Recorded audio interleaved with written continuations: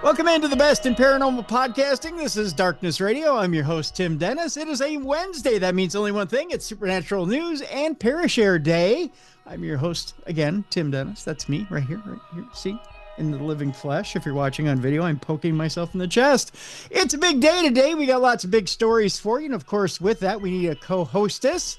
So we bring in the best in the Midwest, the pearl of the paranormal. Ladies and gentlemen, reaching across the Midwest, here she is, Miss Mallie Fox. Mallie, how you doing? I'm good. I like pearl of paranormal, but it kind of makes me sound like I'm like some like in a coal mining town, like the floozy or something. What? No, that's Pearl of the paranormal. paranormal.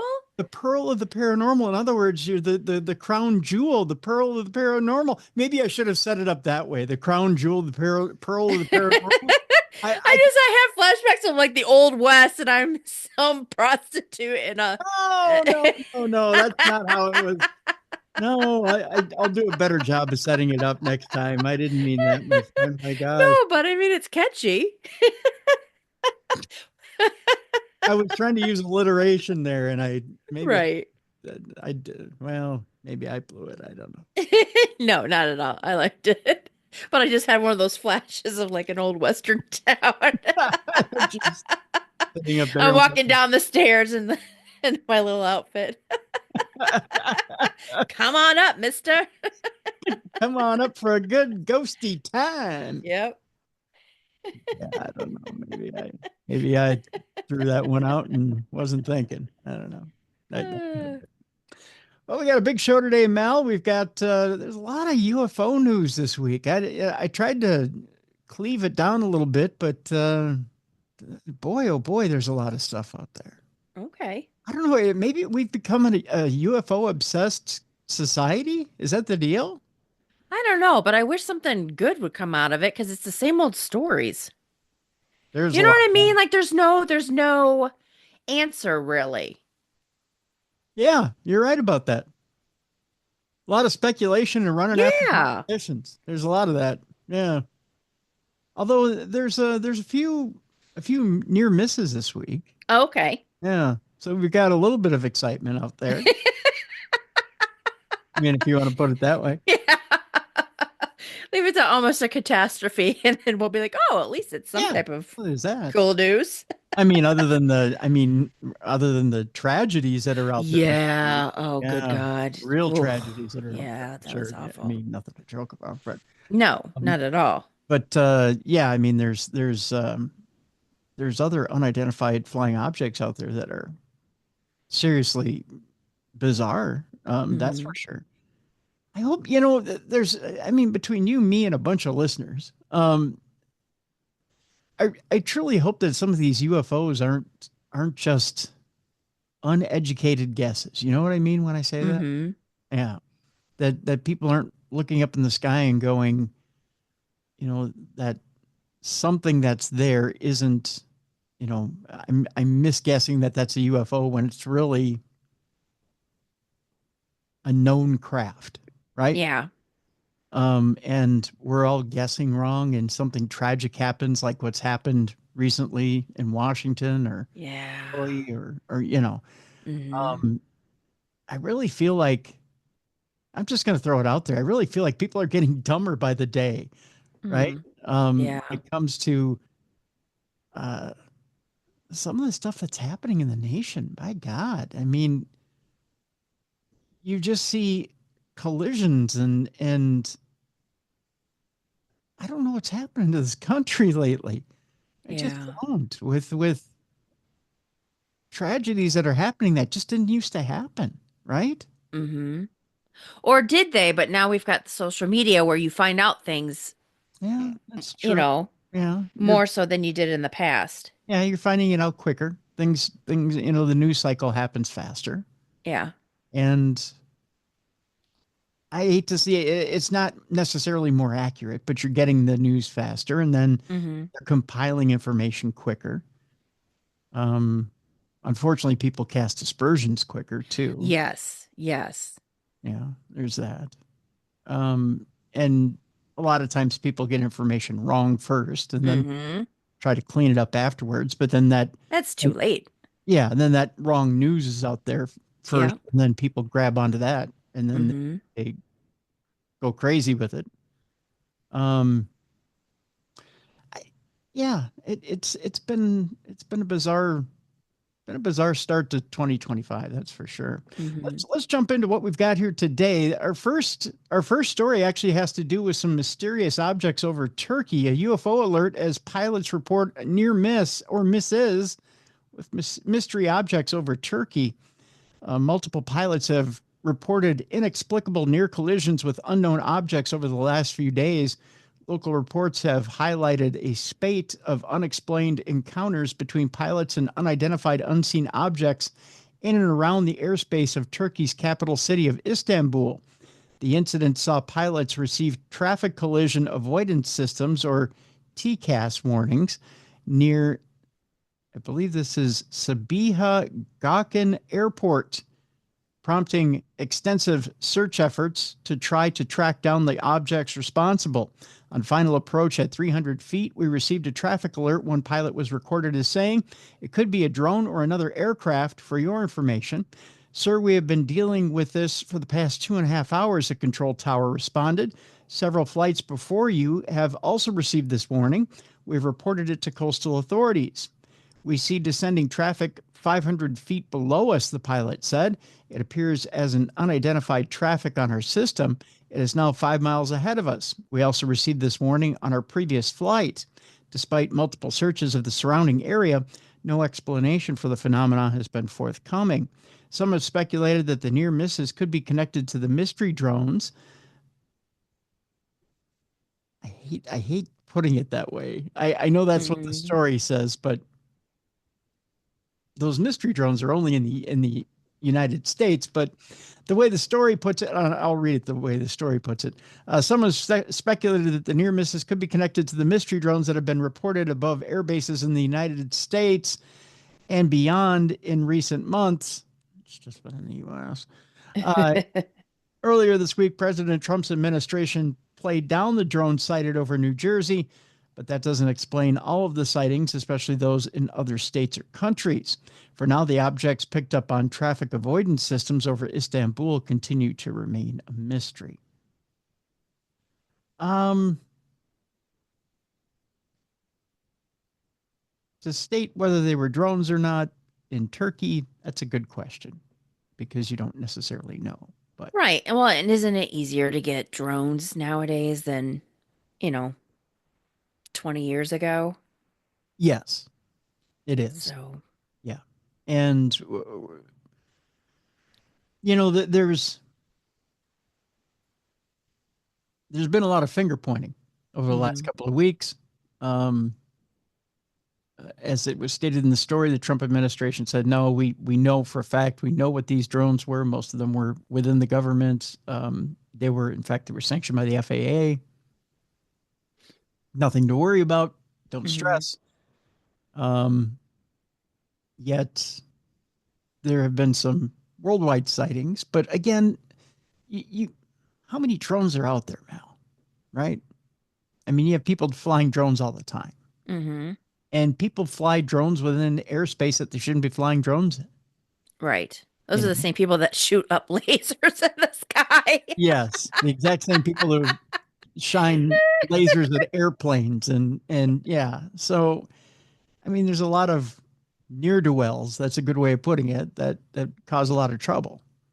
So you can't necessarily say, it's a foreign adversary that's causing the trouble because so there's plenty of actors at home that want to cause trouble. So, hmm it's hard to point a finger at necessarily one entity and say it's them. Right. You can't say that. Our next story has to do with a giant, creepy alien face discovered in Antarctica on Google Earth. A satellite image covering part of the desolate Antarctic wastes shows a feature that looks deceptively like a face. Actually, I'll show you the picture here, Mallie. It really does look like a face. Yeah, it does. Yeah, it's kind hmm of weird, isn't it? Yeah. Yeah. Now we'll find out what it actually is. Yeah, exactly. From the entrance of a secret base to the silhouette of a giant sea monster, amateur Google Earth sleuths have found all sorts of strange and unusual features in some of the world's most remote places. This latest example, which was recently discovered and posted up on Reddit, shows a bizarre alien-like face complete with a large nose, two closed eyes, and a small slit-like mouth. You can find it yourself on Google Maps at, are you ready for this?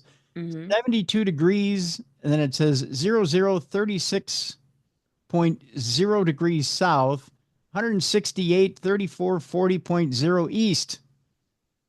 I don't think I read that right because I'm not a great map guy. Not known as Map Central, but there you go. Of course, this isn't actually a face, but an example of pareidolia, the brain's innate tendency to perceive meaningful shapes and otherwise abstract patterns. It's the same phenomena that enables us to see familiar shapes in clouds, and it is also responsible for the discovery of various weird and wacky anomalies on the surface of Mars.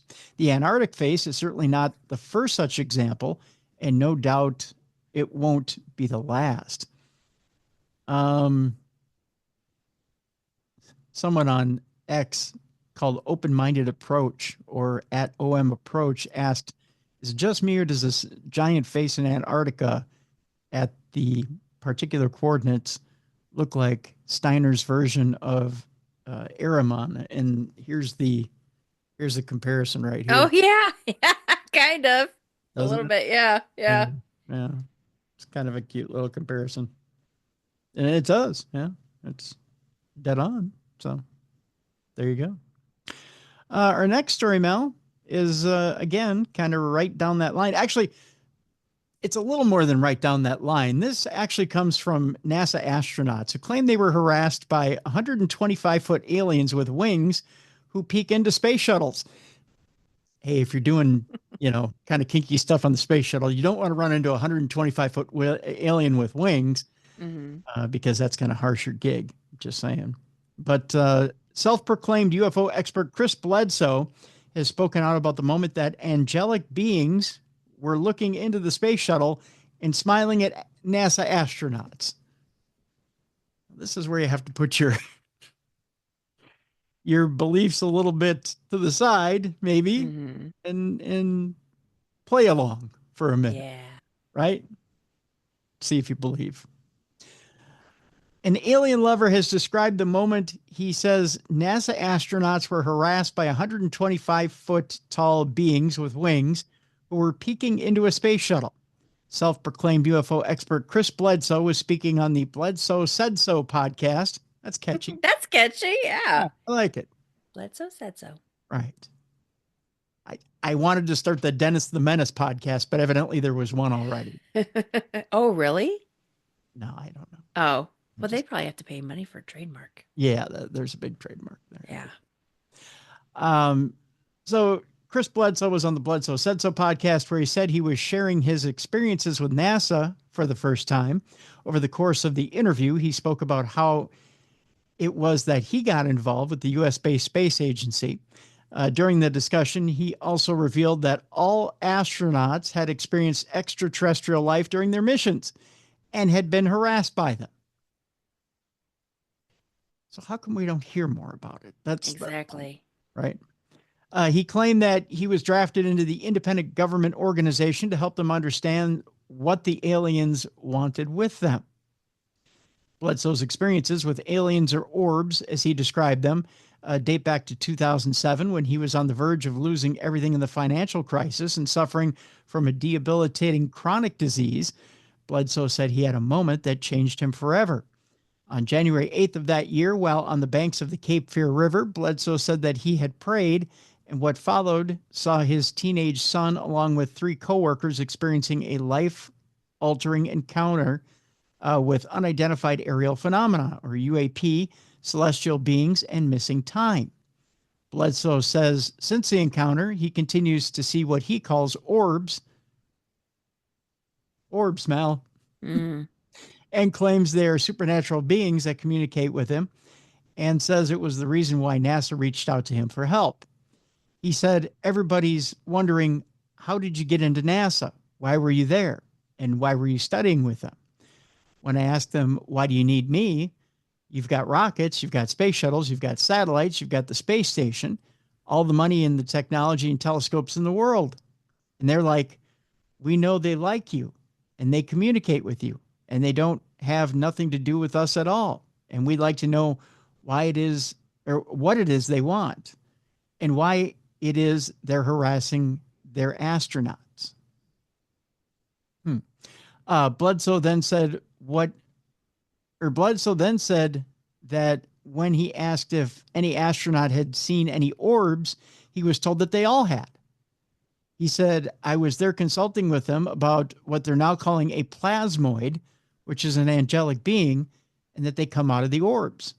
When asked how the orbs would appear to the astronauts, Bledsoe said they would appear outside the space shuttle and look in the windows at them. So angels are voyeurs.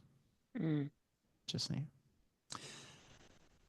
The quote here is, stand up over the shuttle bay or the space station glowing. Sometimes there's a report of a half a dozen of them, 125 feet tall with wings, standing there and smiling at them. Well, at least they're not doing anything terrible, right?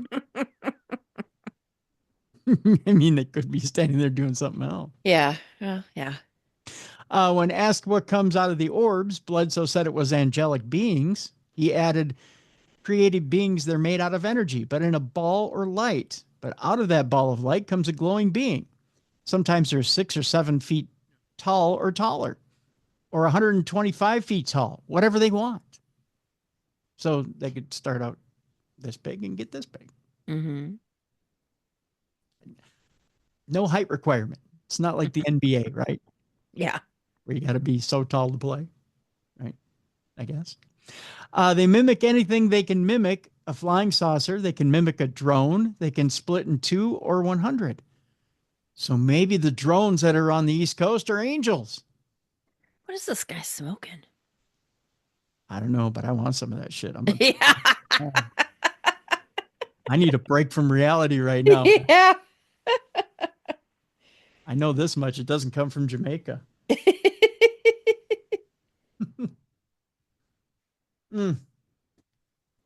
I don't know, Mr. Bledsoe, but if Bledsoe said so, I can tell you this much. Bledsoe said so with a little bit of psychedelics in his system. Yeah, apparently. Jeez Louise.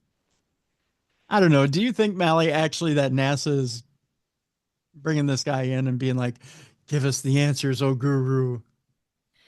Well, I was going to say, I've had a meeting with them, but if they've had me, maybe they have had him. I've been to their headquarters. So maybe it's possible, but I mean, these people are pretty respectable, so I don't think he's been there. No, you don't think they brought Mr. Bledsoe in? And no. You're like, you have the answer to 125-foot angels. You got to know, man. Yeah. Yeah. I tried to keep my guest pass and they took it away. They remembered they gave it to me. Yes. Well, you know why? It's because you didn't produce a 125-foot angel. That's why. I know. Yeah. Dang it. The only angel there was you, Mallie. Oh. Yeah, with my equipment. With your equipment. Yeah. I did. I had to bring some pieces and explain why we use them. Oh my God. Talk about talking out of my ass. Well, that's a phenomenon right there. Yeah, whoo. I should have kept entertained for a bit. Yeah. Oh, well. Yeah. Our next story has to do with asteroid Bennu, and it reveals clues on how life on Earth may have been seeded. Okay. It's not as fun as the other way, but hey, if an asteroid can do it, then I think we can too. Scientists have found the building blocks of life in samples collected from the asteroid by a spacecraft. According to Timothy J. McCoy and Sarah Russell, a bright fireball streaked across the sky above mountains, glaciers, and spruce forests near the town of Revelstoke in British Columbia, Canada, on the evening of March 31st, 1965. Fragments of this meteorite, discovered by beaver trappers, fell over a lake A layer of ice saved them from the depths and allowed scientists a peek into the birth of the solar system. Nearly 60 years later, NASA's OSIRIS-REx mission returned from space with a sample of the asteroid named Bennu, which is similar to the one that rained rocks over Revelstoke. Their research team had published a chemical analysis of those samples, providing insights into how some of the ingredients of life may have first arrived on Earth. Born in the years bracketing the Revelstoke meteorite's fall, the two of them have spent their careers in the meteorite collections of the Smithsonian Institution of Washington, D.C., and the National History Museum in London. They've dreamed of studying samples from a Revelstoke-like asteroid collected by a spacecraft. Then nearly 2 decades ago, they began turning those dreams into reality. They joined NASA's OSIRIS-REx mission team, which aimed to send a spacecraft to collect and return an asteroid sample to Earth. After those samples arrived on September 24th of 2023, they got to dive into a tale of rock, ice, and water that hints at how life could have formed on Earth. Now, to learn about an asteroid, a rocky or metallic object in orbit around the sun, they started with a study of meteorites. Asteroids like Bennu are rocky or metallic objects in orbit around the sun. Meteorites are pieces of asteroids or other natural extraterrestrial objects that survive the fiery plunge to the Earth's surface. They really wanted to study an asteroid similar to a set of meteorites called chondrites, which are components formed in a cloud of gas and dust at the dawn of the solar system billions of years ago. The Revelstoke meteorite is in a group called Ci chondrites, which is laboratory measured compositions of Ci chondrites that are essentially identical, minus hydrogen and helium, to the composition of elements carried by convection from the interior of the sun and measured in the outermost layer of the sun. Since their components formed billions of years ago, they're likely chemically unchanged time capsules for the early solar system. So geologists use the chemical compositions of Ci chondrites as the ultimate reference standard for geochemistry. They can compare the compositions of everything from other chondrites to Earth rocks. Any differences from the Ci chondrite composition would have happened through the same processes that formed asteroids and planets. So Ci chondrites are rich in clay and formed when ice melted in an ancient asteroid, altering the rock. They're also rich in prebiotic organic molecules, and some of these types of molecules are the building blocks of life. So, see? Molecules. Building blocks. All that other kind of fun stuff. So Bennu essentially has all these rich minerals in the meteorites, and you can find some of those sodium-rich minerals in meteorites, and they're also sometimes found in dried-up lake beds on Earth, like in Searles Lake in California. So you can actually still find some of them here on Earth. Okay. Which is kind of interesting. Bennu's rocks formed 4.5 billion years ago on a larger parent asteroid. That asteroid was wet and muddy. So, of course, it keeps all that stuff well preserved, right? Mm-hmm.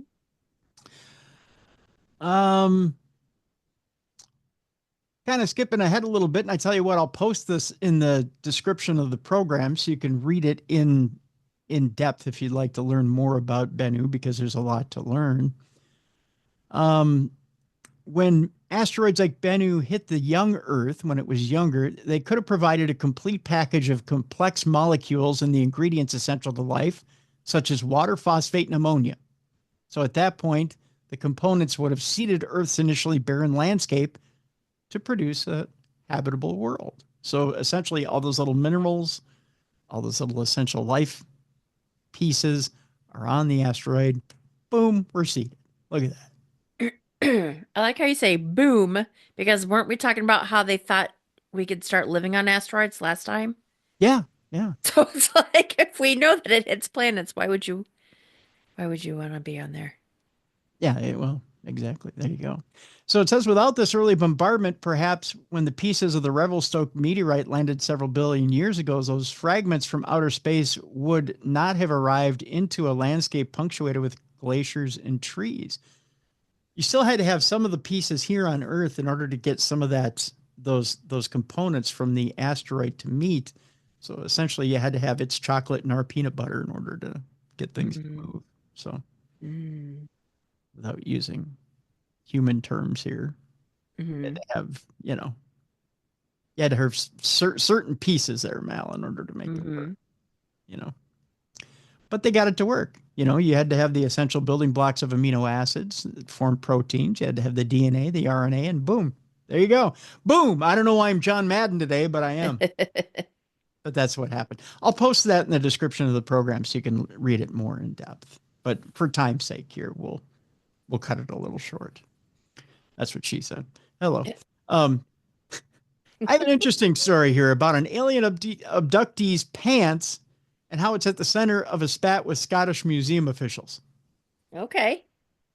You would never think somebody's pants would be at the center of anything, but they are. I've got a pair of prison pants. A pair of prison pants? Uh-huh. How did you end up with somebody's prison pants? When we were doing our investigation at oh crap. At Crap? No, Ohio State Reformatory. I was trying to think of the name. I'm like, where Shawshank Redemption was filmed.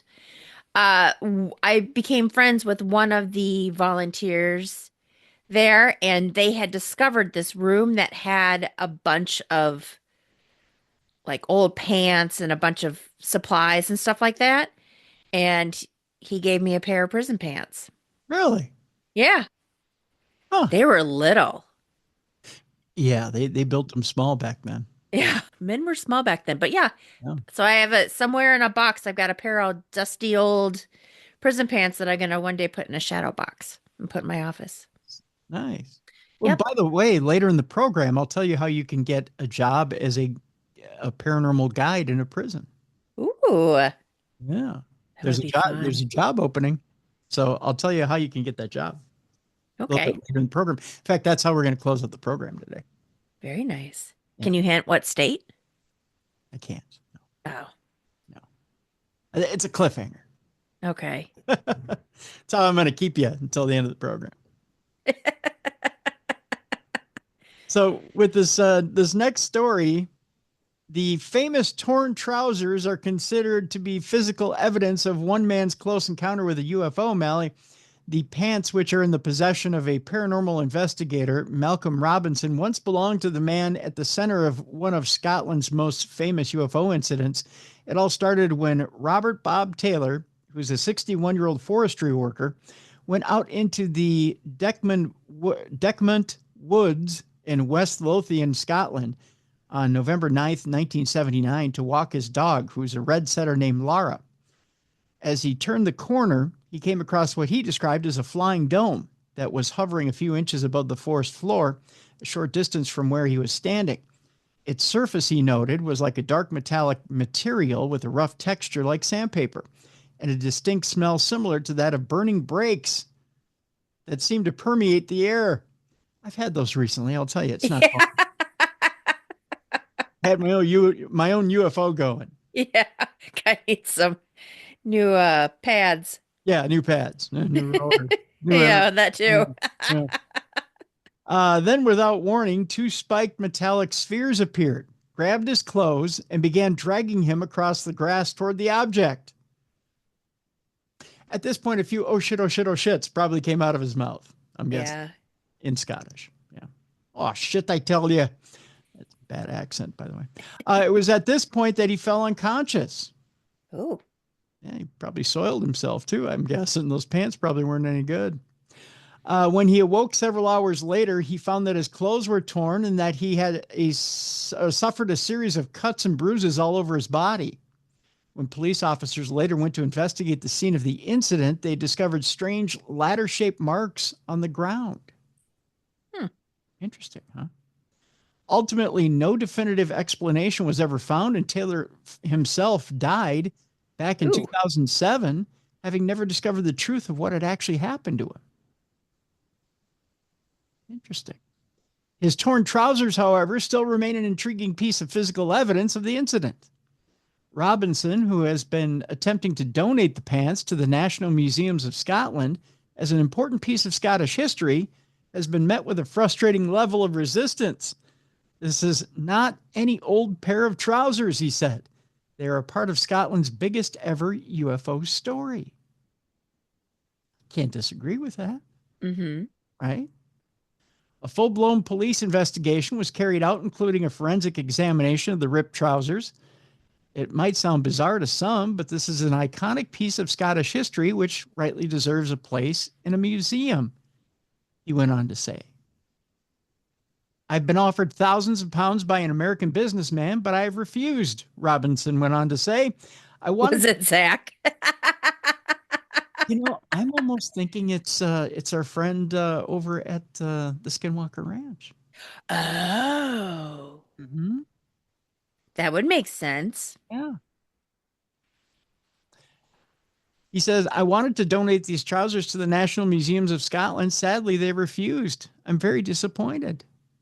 The only reason given by museum officials is that they already have similar material. That's the excuse. It's not, okay, we already have a pair. We don't need another one. Right. This isn't a pair of Nikes, right? Mm-hmm. Like a pair of Air Jordans. Well, we have one. We don't need another one, right? These are separate incidents. Yeah. Separate cases. It doesn't make any sense. I don't know, Mal.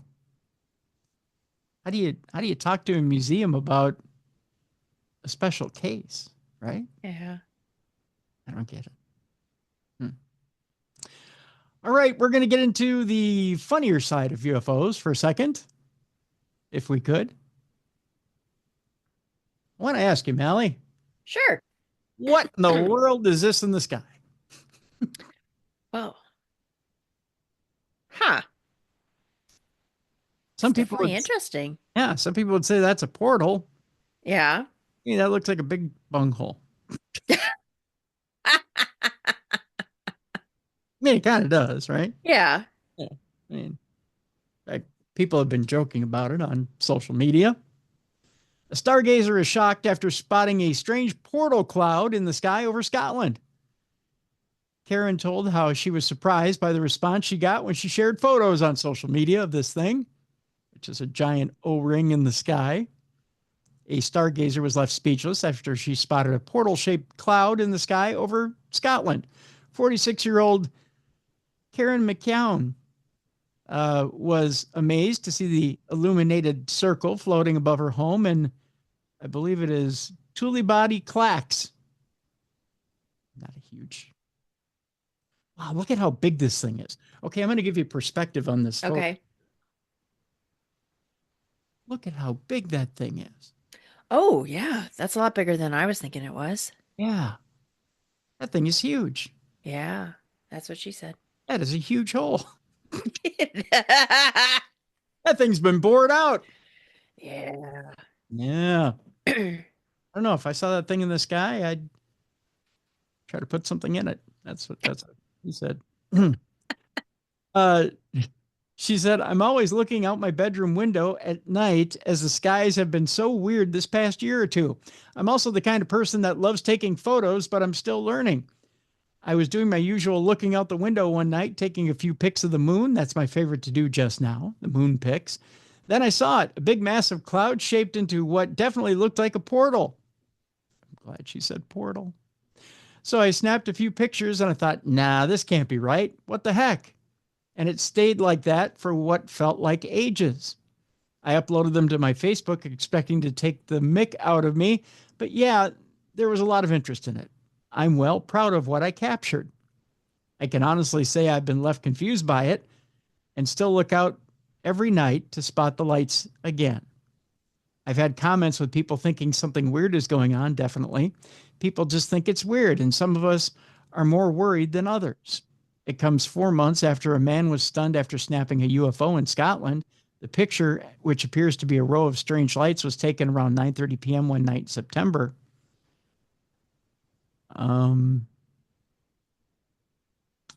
It says here, Geroid, I believe is the man's name, who often photographs the Aurora Borealis, had gone in search of the northern lights and headed to Coatbridge's St. Ambrose's high school. He went to the football pitch at the Northern Lanarkshire School with his tripod and the dog and took more than 100 images of the night sky. He then returned home to see if he was successful. On closer inspection, Geroyd then spotted what appeared to be a cluster of red and white lights streaking across the sky in several images. He immediately posted them on social media about the mystery. He said, "I posted it on a Facebook group to see if anyone knew what it was. Some say it was Starlink satellites, which is obvious, but it can't be," he said, "as they are only white, the Starlink lights, that is. And when I catch planes in photos, they never look like this." I tell you, the more I look at this portal, I'm using air quotes, I think of the lights over at Mystic Lake Casino. Okay. You know how when the spotlights hit the clouds and they go out into O-rings? Mm-hmm. It looks exactly like a spotlight hitting an O-ring, or, the O-ring spotlights hitting the clouds. Okay. It's almost like someone's shining a spotlight up into a cloud.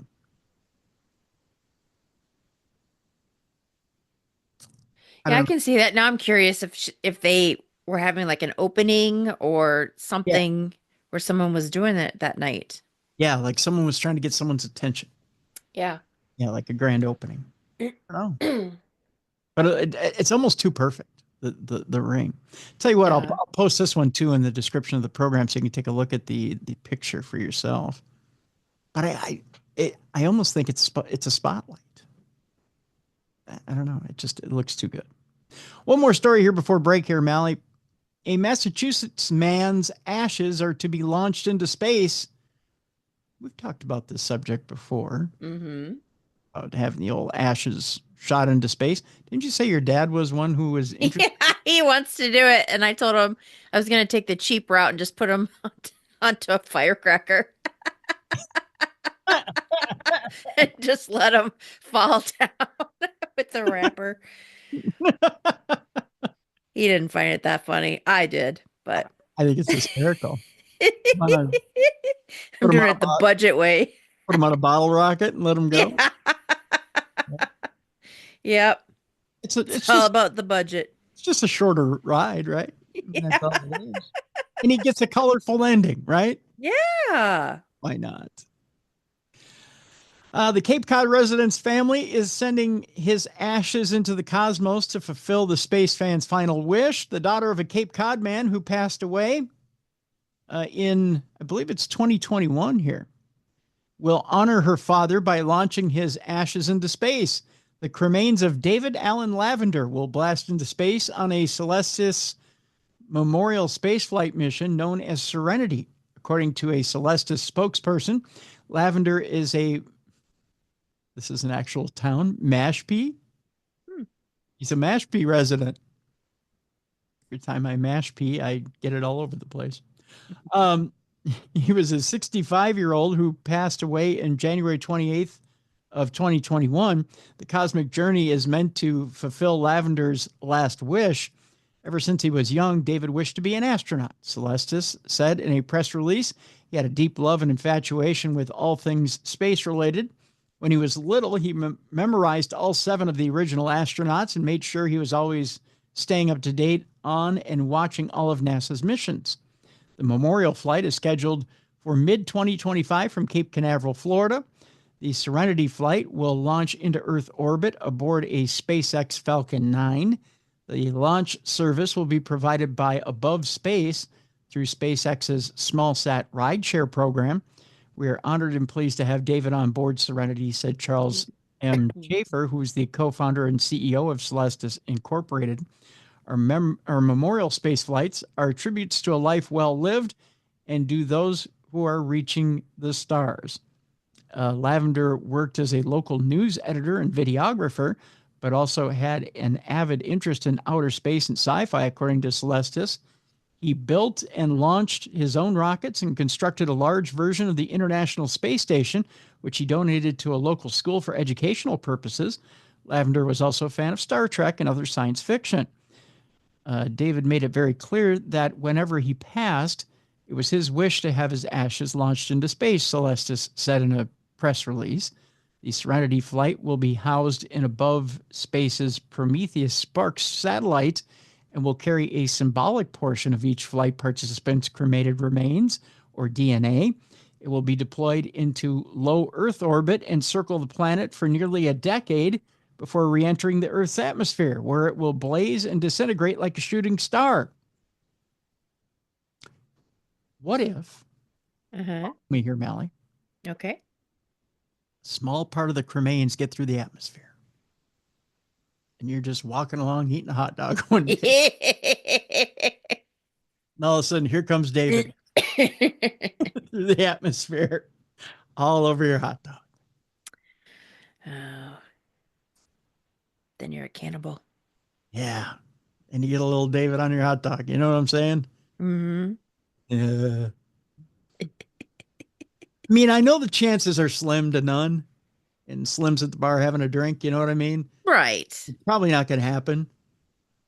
But with our luck, it probably would. Right. But I'd have one of those days, right? Where right. like it's like I'm in New York City. I decide to get a soubrette from the corner, right? You know, one of those dirty hot dogs, like Pop used to say. You get a dirty hot dog from the corner. I haven't had one in decades. I pull up, I get one with onions and mustard, and I'm like, oh, decades, right? Try to take that first bite, and here comes David from the sky, right? And right as I go to take that first bite, I get a mouthful of ash. Just saying. I don't think it's a good idea. It's no better of an idea than trying to bury cremains at Disney. That's true. You know, people are going to still try and do it. Yeah. Even though we've been warned. Yeah. That's what I think. They've got cameras everywhere. Yeah. By the way, the flight will be Celestis' 12th Earth orbit mission. So they've done this 11 times before. 11. And how much was it? Did they give a price? I don't think they have. It's 24th overall mission since its 1994 founding. So there's 24 opportunities for somebody's ashes to dump on your head. Reservations for the memorial launch will be open until March 1st. So by the way, if you want to get somebody on board to dump on your head, you've got until March 1st. Just saying. You find that creepy at all? What, ashes coming down? Yeah, I mean, not to be launched into space. I mean, that'd be kind of cool. But I mean, just the whole idea that you could come down into the atmosphere and burn up. Well, I don't like the idea of burning up, period. So that just, yeah. I mean, I know there's nothing you can do. Right. But, I mean, it just. But I'd rather have ashes fall down on me than airplane waste where people think it's meteors. Right. Because you know that we've done stories on that. I'd rather not have the blue ball of crap hit me while I'm eating a hot dog than right. Yeah. Because at least you can kind of just blow off the ashes. Right. Yeah. Yeah. As long as it doesn't get the mustard or the onion. Yeah. Right. Here, dunk this back in the dirty hot dog water for a minute. Yeah. Yeah. I want to redo. It'll just give it a grill taste. Yeah. The grill taste. A charcoal grill taste rather than a boiled taste. Get rid of the human taste on this. Give it a dip. Yeah. Yep. Well, they say human tastes like chicken, swine anyways. So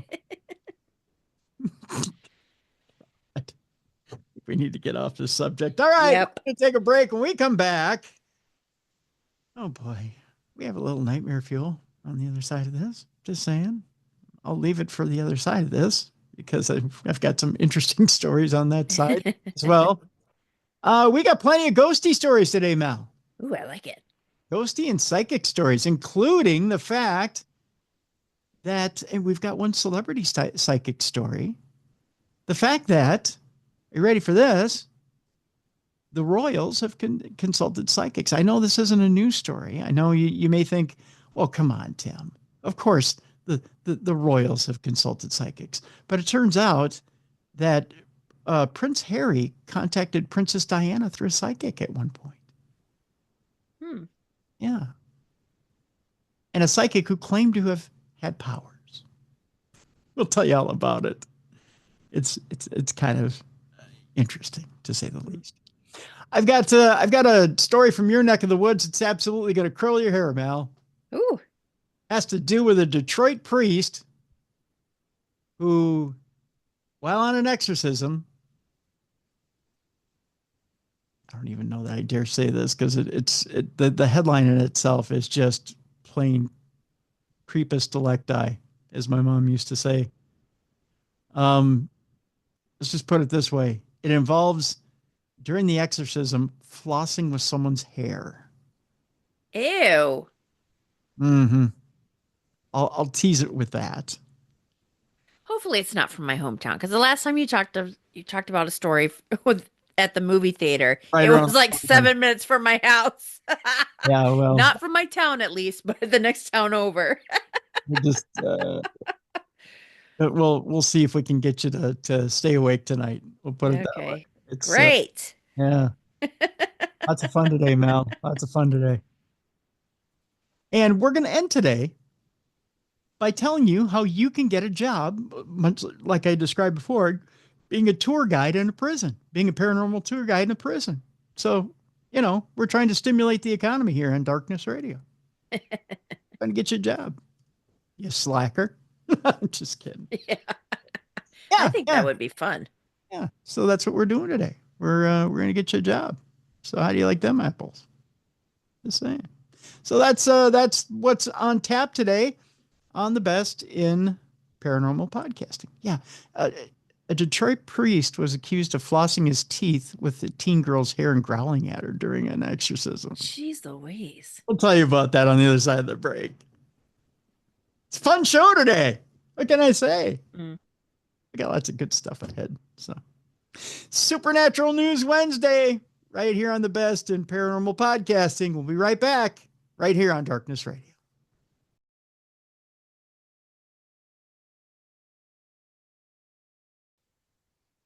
Welcome back to the best in paranormal podcasting. This is Darkness Radio. I'm your host, Tim Dennis. Right over there, best in the Midwest, the crown jewel, the pearl of the paranormal. Is it better when I set it up that way, Mallie? No? Yeah, yeah. Okay. There we go. Now I don't have pictures of me in a brothel. But the cost of living is pretty high, so I might need a second job if I can't get that tour guide at a prison. Right. I was going to say the cost of living is going up everywhere and going up quickly. So, yeah. Well, we all may have to have a second job soon here, Mel. So. I come across your thing on OnlyFans. We're like, hey. my OnlyFans page, which dear God, if I've got an OnlyFans page, you better take good care of your eyes. I gotta say, it could be dangerous. That'll cause an astigmatism quick. All I gotta say. Mine will just be for like food fetishes. All I do is just eat. Oh. That I would actually enjoy that one. Hey, maybe food porn on the OnlyFans. Yeah, I'm not sitting on the food. I'm just eating it. I mean, have you noticed how popular people telling stories while eating? Like people are just like, "Ooh, what's that?" I'm not on the food. Oh my God, I think you just created a new genre. No, I think there was like some like CSI or some type of show where that was part of the thing is that they had to sit on stuff, on food. I think that was an episode. Or Really? maybe I just came up with it. I don't know. I think you just came up with that. Sitting naked on food.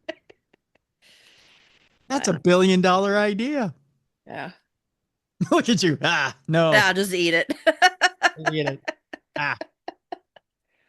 Someone's I gonna don't like steal that squishy things. You may not, but there may be millions of people right now that are like, oh my God. Stop, your camera's totally moving when you did that. It was jiggling back and forth.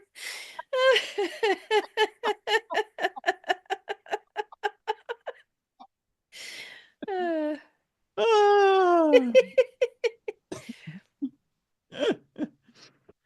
Somebody out there is like, squishy, squishy. Yeah. Someone's got to love it. Yeah. I know this much, Mal. It's going to make somebody happy. Oh, I did it. No. That means only one thing. It's time now for the old AI news. Although, I'm in the scientist corner on this next story, Mel.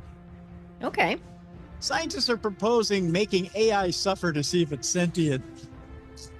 Oh. Yeah. Yeah. Now we're going to get in there. Oh, wait. Now somebody's thinking. Saying.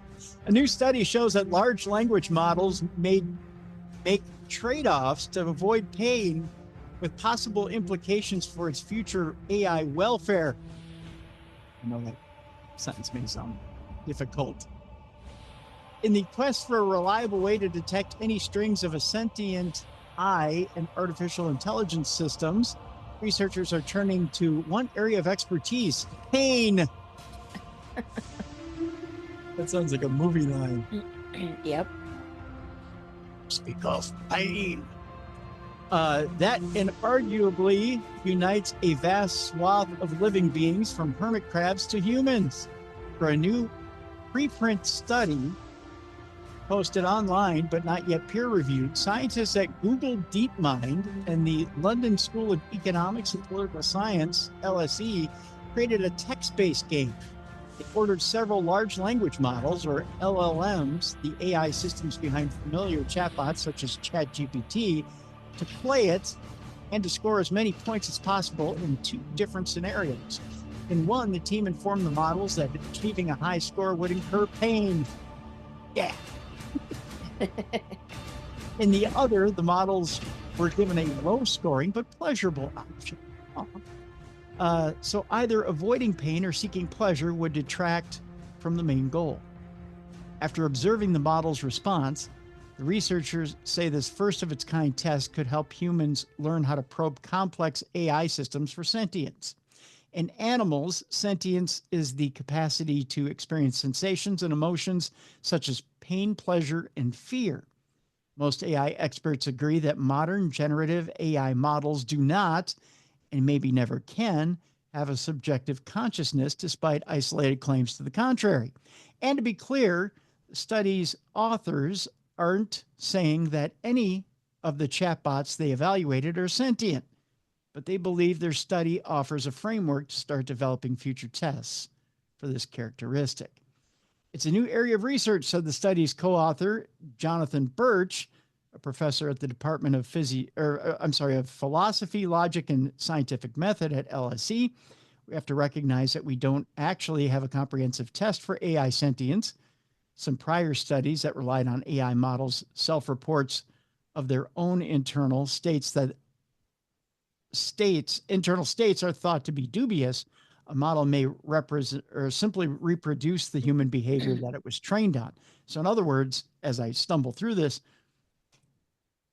they don't know for sure that it has sentience, but they can test it to see if it has sentience. They don't know. Okay.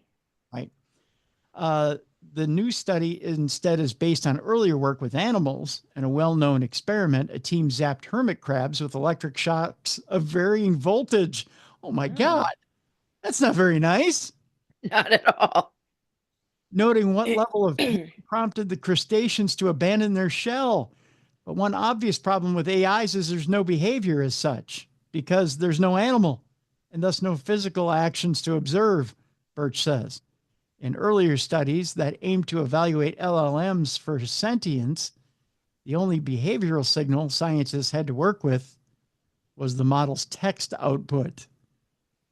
So what do? Shock the thing until it tells you, ouch? Yeah. Oof. Yeah. That's an interesting study, that's for sure.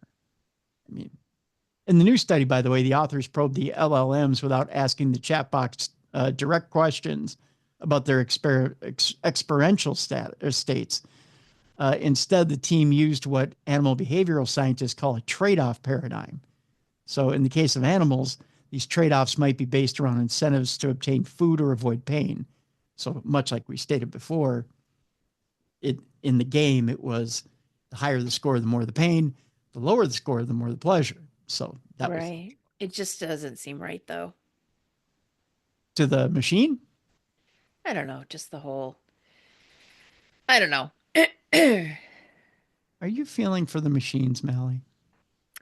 Maybe, or maybe I'm thinking revenge. Oh, if they come back at us? Yeah. Yeah, you just don't want your skull crushed by a Terminator? Is that what? No, no, thank you. Okay. Well, neither do I, but or something else crushed by the machines, because this story, meanwhile,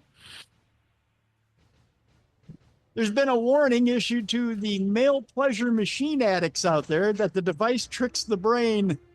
So you don't want something else crushed by a machine. Boys, just saying. Listen to the name of this thing, Mallie. This is what made me laugh.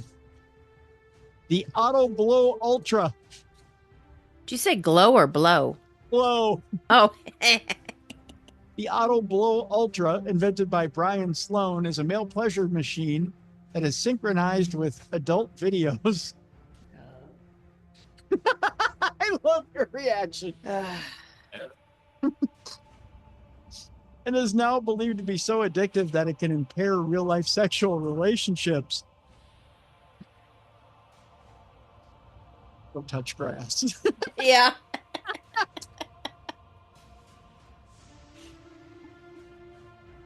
Right? The inventor of a revolutionary AI toy, which promises a mind-blowing experience, says a lot of his customers are addicted to the technology. What's more, he says he's concerned that overuse could lead to a drop in the population. Oh, get over yourself. I mean, seriously. As users get swept up in a fantasy world, as a result of his findings, Auto Blow Ultra inventor Brian Sloan has now decided to run warning labels on his product to alert customers and consumers of its potential negative side effect. The male pleasure machine is synced with audio or adult videos inspired by the rubber hand experiment. Oh, jeez. It's going to be the name of my new rock group. Rubber hand experiment. Yeah, the rubber hand experiment. Yeah. Which tricks viewers' brains into feeling that the actions occurring to the on-screen actors are actually occurring to them. While intended to be a fun and novel way to experience pleasure, Sloan found video sync usage so high among a subset of his customers that he believes that he's contributing to an epidemic of high-tech self-pleasuring addiction that is harming to them. As a result, he will, in the style of cigarette warning labels, and as a first ever to a sex toy company, place warning labels on the devices.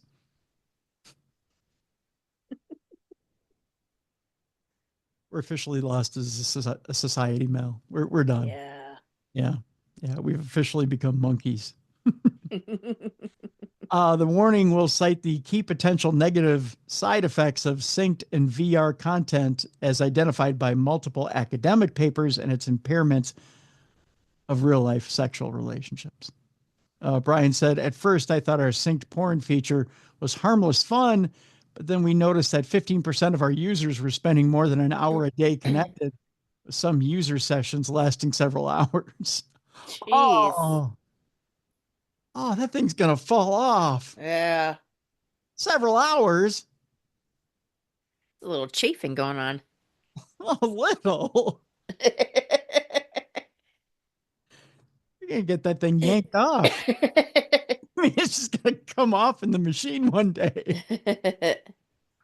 I understood that the experience for some men went from a fun and novel way to self-pleasure to one that opened dopamine floodgates that may find it possible to close. I still intend to continue providing the best experiences to Auto Blow users. God. For the name. Auto Blow. Good God. You remember the Soul Glow commercial from Coming to America? Barely. Can you see Niles Rogers from Chic making the auto blow commercial? Uh, Just let your auto blow. Yeah, that'd be one of those deals. um, so he says he'll continue providing the best experiences to auto blow users, but for the first time in my 16 years of selling male plastering machines, I now feel a responsibility to warn men to use this new technology with care. It's an auto jerk machine. What kind of care can you use? yeah. Right? It says I entered the adult industry to help men feel their best, not to turn them into depressed, anxious zombies who lose interest in real life partners. Additionally, I have real concerns for now or how this technology could accelerate a human population decline. Hmm. They're already playing video games. Maybe you don't want offspring off these people. Thank You you. know what I mean? Yeah. Uh, You're weeding out the population. yeah. Thank you for Let's doing not it. spread that DNA. Yeah. Thank you for doing us a favor. Yeah. Let them auto blow in the corner. We'll get the survival of the fit, yeah. right? The the the the well-deserving women who want real partners or we'll find them. yeah. You know, let the Mhm. auto jerk stay in the corner. It's just fine. We're good. All right, let's move on, shall we? Yes. This next story has to do with a person who lived in an abandoned hospital and found something terrifying behind a locked door. Aisha Barrett is a TV producer based in London and used to live in an abandoned hospital and shared a video on TikTok of something spooky that she once stumbled across. The woman who once resided in an abandoned hospital has shared a chilling discovery she made while exploring her unconventional home.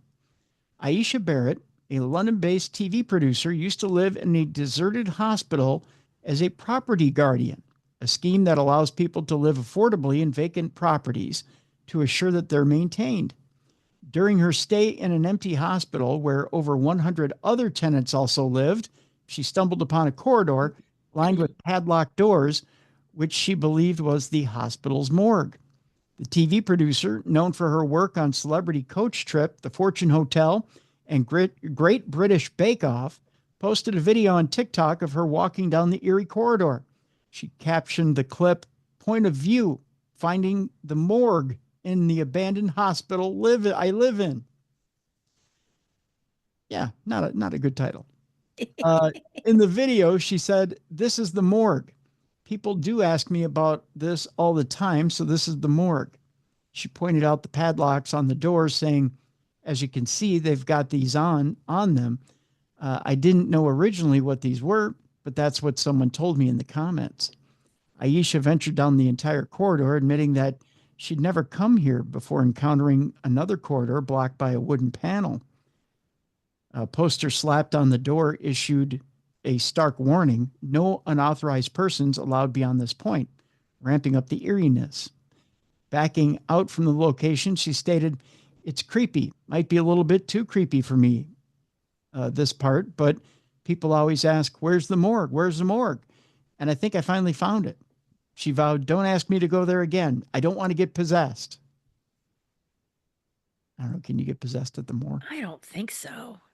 I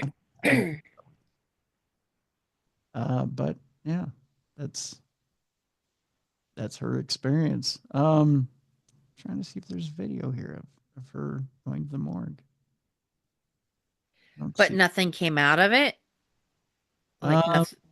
oh, here we go. Aisha added a dash of sarcasm to her TikTok post, adding a corridor filled with padlocked doors in the suspected morgue area of the abandoned hospital I live in. That's okay. That's so fine. Morgues serve as a waiting room for the deceased until final identification, burial, or cremation can occur, and are also utilized for autopsies to establish causes of death. The video has racked up over 743,000 views, 38,000 likes, and hundreds of comments. And it's safe to say people were equally as freaked out. One theorized there's a face peering at you through the glass in the door by the morgue area. Another asked, what was that lump on the floor? Oh. Yeah.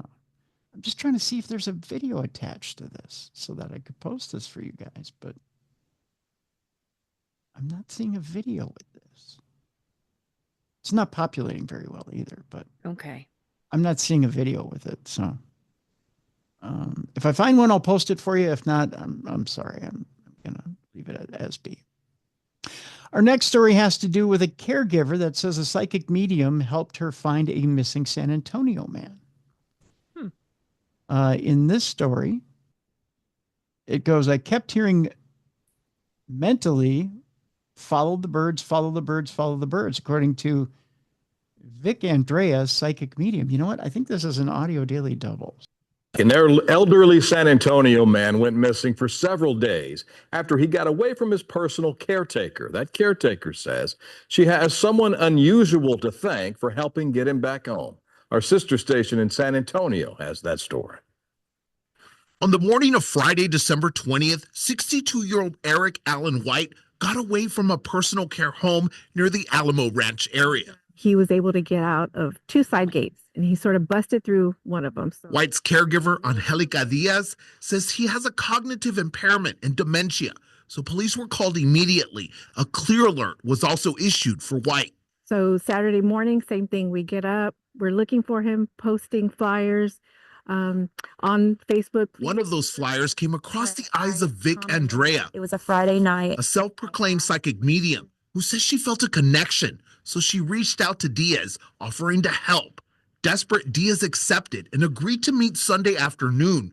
Andrea says she didn't want the connection to go away, so she started praying to the Archangel Michael and meditating. I just started getting downloads, and I could see like his path. It's like a vision, like a movie. Andrea wrote down notes. I got summer, and I'm like, ooh, is he saying summer because he wants it to be summer because he's so cold? Diaz says Summer is the name of Eric's daughter, and she had written Jason, his stepson's name. And I thought, oh, wow, that's really uncanny. How does she know that? Okay, she's the real deal. Before they were to meet that Sunday, Andrea says she kept receiving messages on her way home. Kept hearing mentally, follow the birds. She followed birds she saw through a greenway belt, leading her to White. I found him. Who had been missing for 3 days and 2 nights. I was shocked. Andrea called Diaz with the news. Oh my God, I can't believe it. And I started crying. And White had minor injuries and was taken to the hospital where he made a full recovery. Diaz says she believes he may have not made it another night. Andrea says she has a spiritual gift connected with God, angels, with guides, and a light. Rather people want to believe it or not, I've learned to accept that that's on them. What do you think of that, Mel? Well, that's interesting, though, to follow the birds and then you find them. Yeah. That's something else, huh? Mm-hmm. Yeah. Pretty interesting. The visual, of course, I've got the advantage of being able to watch the visual while you guys are listening. The man was actually laying down in the cemetery. It was very interesting. Oh. Yeah. I mean, they were kind of reenacting it, Mm-hmm. but I mean, he's sitting there laying in the cemetery. It was very interesting. So, it looked like kind of a cemetery, kind of like a little rocky area. Yeah. But yeah, it was bizarre, just bizarre that she picked that up. So, yeah, cool story. Very cool story. Another story of another psychic debunking something, this time on TV. You know, it seems like we have quite a few psychic friends that make appearances on paranormal shows and seem to throw out information. A lot of times, I think people tend to, when they see the information, they think, oh, they got fed information. And of course, they're making it based on stuff they've been fed, right? Well, comic Omid Jalili and a TV psychic debunk a fake news item about England's last warrior king. A new Sky History TV show hosted by comic Omid Jalili and metaphysical Sherlock Holmes discover the gory truth behind the Battle of Bosworth. Comedian Omid Jalili is full of surprises, especially when it comes to Donald Trump, who shares his passion to fight fake news. Only Omid's quest is restricted to shattering just one myth, that Richard III, whose remains were discovered under a Leicester car park, was a hunchback and a tyrant. Somehow, or somewhat counterintuitively, he is hoping to rewrite history, establish the truth of what happened at the Battle of Bosworth, and prove that King Richard was a hero and not a villain, with the help of a psychic. Constantine, I believe it is Pavlidis, I believe it is, or Pavlitis. He calls him a metaphysical Sherlock Holmes. But that's Omid all over. A massive contradictions and tales of the hilariously unexpected. A desire to debunk fake news is not the only thing that he has in common with Donald Trump either. More on that later. In a rather alternative sky history show called Battlefield Healers, Omid examines how the Battle of Bosworth, fought as a part of the Wars of the Roses, changed England forever. And Constantine uses his powers to discover where the last king to die in the battle fell, all to heal the blood-soaked earth from the ghosts of a 400-year-old war. Speaking exclusively to the Mirror during a break from his sellout stand-up UK tour, Namaste, Omid says the whole experience, working with spiritualists, historians, and archaeologists, banished his skepticism. The quote from him is that we challenge people's perceptions of Richard III. He wasn't just some evil hunchback. He was a strong warrior, he says, contradicting the picture of the monarch painted by William Shakespeare. There's evidence that he tried to fight back against 10 to 15 soldiers until the very last moment. It will shock people when they see the post-mortem on the skeleton. I mean, they rammed a sword up his backside. Yeah. Ouch. Mm-hmm. Sword up his backside. In the show, they turned the clock back to August 22nd, 1485, when Welsh King Henry Tudor brought a small rebel army to face the much larger royal army of his cousin King Richard III in the last major battle of the Wars of the Roses, the civil war that divided England. It took place near Albion Hill, Market Bosworth in Leicestershire, which is where the TV show's psychic picks up powerful energies and performs a ritual healing of the land, as well as the revelation about King Richard's grisly end. Battlefield Healers reveals that the 2-hour-plus battle between 16,000 odd soldiers in an age long before television provided entertainment for villagers. They enjoyed picnics on the edge of the field where 1,000 men were brutally killed. I don't know, Mallie, is having a picnic on a battlefield a big thing for you while it's going on? Not while it's going on. It's kind of hard to relax. Yeah. Although sitting on food, that's a big thing, though. Yeah, that's true. Yeah. Omid says historians have always worked with psychics at an official level to get the truth. It came as a surprise to me, too, but when they found the remains of Richard III, it was because of a medium saying, I'm getting messages that it's here. And the council found his skeleton under a car park. But he admits of the show, this will really be controversial when it comes out. There will be many skeptics. I am spiritually minded, but when Constantine was saying, I'm feeling something while we were filming, it was funny to me. I'm glad the comedian found some humor in it.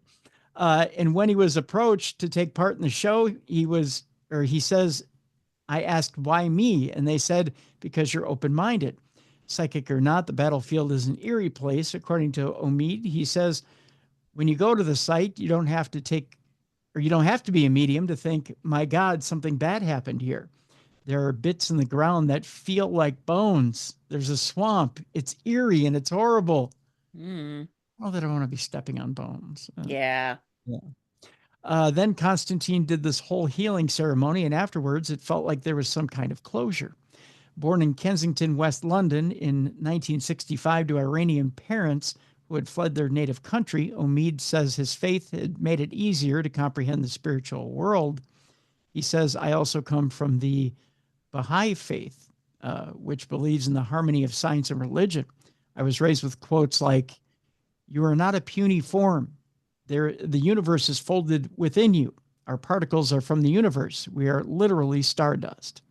And while the whole venture into mediumship and battlefields may seem like a far cry from his stand-up persona, his CV paints him as a hard man to pigeonhole. As well as being an award-winning comic, he's appeared in Hollywood movies like Gladiator and The Mummy, and brought the house down on stage playing Tai Wei in Fiddler on the Roof. But he feared it was all over career-wise during COVID when he had to downsize and leave London for Ipswich in Suffolk. Seeing life at 59 as his second chance, he says the mortgage in London was too high, and I didn't think I was going to work again after COVID. I realized how non-essential stand-up comics really are. Now, with his own successful production company, he's concentrating more on films and documentaries, saying, "It's my children's production company." Of his 3 adult offspring, he's added, "It was made clear to me that it is not your production company. You are the face of it, but we are equals. We often have arguments on Zoom," he says. "One lives in Sicily, one's in London, and I'm in Ipswich. Even today, I mentioned something, and they were pushing back, and I said, 'I can't work with you lot.' And they said, 'Look, you're not funny.' So I told them, okay." Ouch. Yeah, I know, right? Got a bunch of bastard children running around. Mhm. He said, "Okay, why don't you suggest something? Why don't you go win a few comedy awards?" Well, that's good. That's working them Mhm. back, right? He's also tickled to be getting a new generation of fans to his gigs. He said, "My audience is usually age 40 to 75. And so when I talk, we're on board, but more people in their 20s are coming to the shows."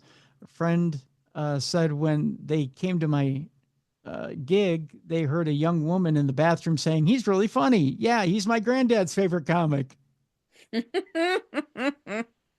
Yikes. I feel like I should Mhm. fail on this. Omid hopes the one-off Battlefields Healers will in time become a series and investigate other battle sites in Europe, turning his attention to other troubled areas like Iran. Well, that's more of a political thing. Will Mhm. be. But essentially, yeah. So they found some remains there of Richard III. Wasn't the parking space that they found him under, wasn't there a big R? I thought there was. Yeah, which kind of was kind of cool as Yeah, well, and a yeah. coincidence, but And it was kind of the yeah, I think you're right, Mallie. It was kind of the stamp on the whole deal, right? mhm. Validate it, right? Yeah. At least I believe so. Our next story has to do with Prince Harry contacting Princess Diana through a psychic who claimed to have powers. Prince Harry opened up about trying to contact his late mother, Princess Diana, through a psychic medium who allegedly told him she was living the life that she wanted for him. Prince Harry has shared an emotional account of contacting his late mother, Princess Diana, through a psychic who allegedly possessed supernatural abilities. In his memoir, Spare, the Duke of Sussex reveals that he sought the assistance of a medium to communicate with his mother, who tragically died in a car accident in Paris in 1997. Boy, it was that long ago. I know, right? It doesn't seem like it was that long. It was just weeks before his 13th birthday.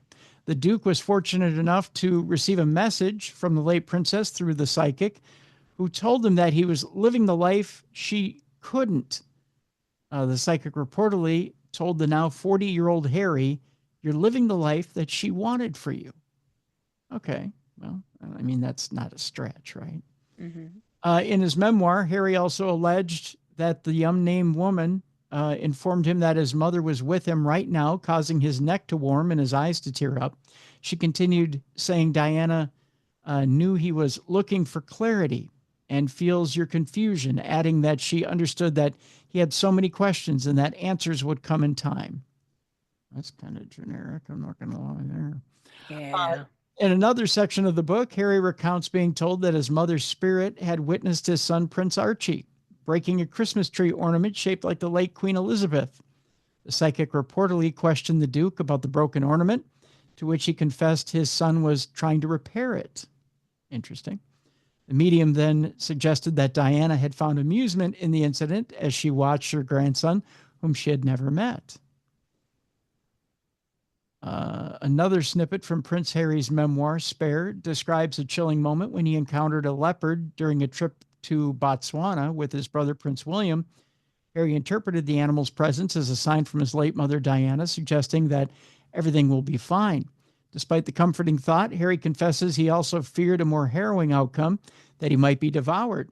The prince has openly discussed his profound struggles following Diana's death, even entertaining the brief, desperate notion that she might have staged her demise. Continuing his search for clarity, he has made multiple drives through the Paris tunnel where Diana's life was tragically cut short.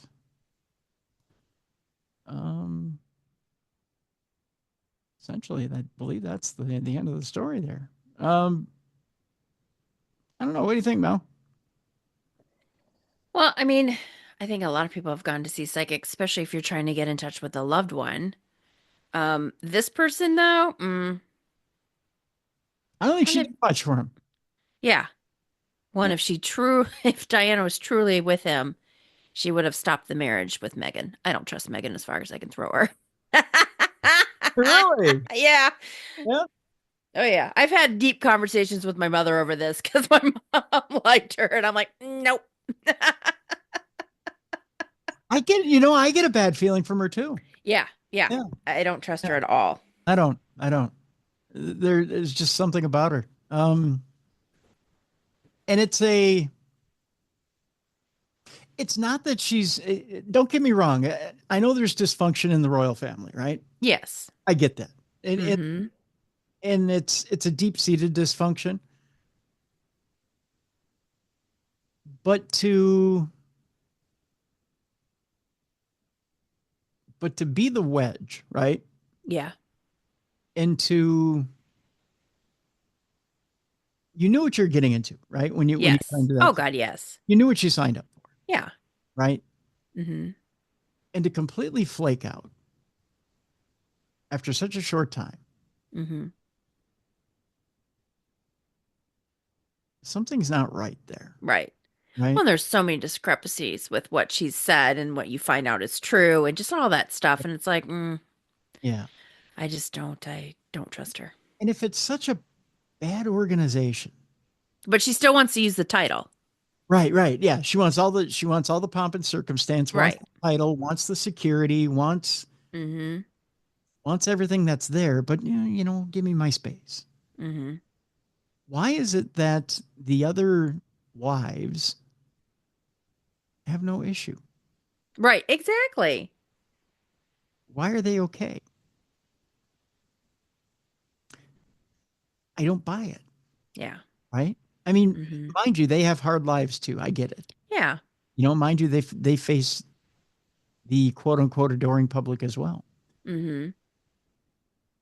Why is it they handle it with more grace? Yeah. So why does she have the major misfunction and dysfunction and they don't? I mean, mind you, I know not everybody's cut out for that life. I get it. Right. I get it. But shouldn't that have been Harry's job to vet her and make sure that she was ready for that life? And if she wasn't, maybe that shouldn't have been his choice for a life mate. Mm-hmm. Maybe it's here we go, being with psychology, but I mean, maybe because his mother died when he was so young, maybe he was looking for a woman that would kind of be like a controlling person, like just, I don't know. So he kind of looked for that and she was it. I don't know. Well, if you want to talk deep psychology, and we'll make it short and to the point, and here it is. I think secretly he was afraid that he would befall the same fate his mother did if he stayed there, right? Mm-hmm. And he always had the boogeyman feeling that they were going to kill him the same way his mother would be killed if he stayed. So he was looking for someone who would take him out of there. Mm-hmm. And she had the same attitude about the place that he did. So he just figured, if I marry her, she'll take me out of here. And so he found a mate that would take him out. Mm-hmm. I mean, what other reason is there to marry her other than she's the excuse for me to get out of here? Right. True. She'll take the heat. She'll take the heat. She'll be the strong one. I'll finally be able to bail. Because there's no other reason for him to want to leave. Right? I think maybe we put too much emphasis on her when maybe it's him that didn't have the cojones to stand up to dad and say, I don't really want to do this anymore. This isn't me. I'm really more like my mother than I am like you. Mm-hmm. But I think she's got some juju over him to separate him or isolate him from his family. Maybe it's easier to do what she says rather than deal with the consequences. Oh, I certainly think she wears the pants of the family. Don't get me wrong. But I think she purposely isolated him from his loved ones because she has better control. And I'm only speaking from experience because I love my father, but he was never around, and so I always dated controlling assholes. And I have been in relationships where they have isolated me from loved ones, friends and family, because that was their way of control. And it was easier just to deal with it. And also my ego, because I didn't want to have my parents say, I told you so. But like where I moved states to be with someone and gave up everything. I can see what you're saying. I think the only reason there's tension with his brother is because his brother thinks that she changed him. Mm-hmm. I think he sees her bullshit. Excuse my French. Oh, and I get it. Yeah, he does. He does. But I think he chooses to think that she changed him when really he's been that way all along. And he's just hid that side from his brother. And I think that the minute their mother died, Harry decided he didn't want to be there. And he just didn't want to tell William, right? Because how do you share that with your brother and tell him, well, I want to get out of here? And maybe he did. Maybe he did tell William, because William's always been the one who's been faithful to dad. Right. So. But he supported the nasty stuff she said about the royal family. Well, because he can't say it himself. Well, what happens if, think about it. I mean, if you think about it, Mal, should things go bad between them, he eventually has to go back home. Mm-hmm. When you're not. That's why you should have never let her say anything bad about the family. I mean, I might not agree with my family, but I will not let someone speak poorly of my family. But it's a brilliant strategy. Because if she's the one saying the bad stuff and he's not. I see what you're saying. Yeah. Then it was all her fault. Yeah. She was the one. She was the crazy. Yeah. You have to understand, I had to back my wife, because if I don't back my wife, then I'm sorry.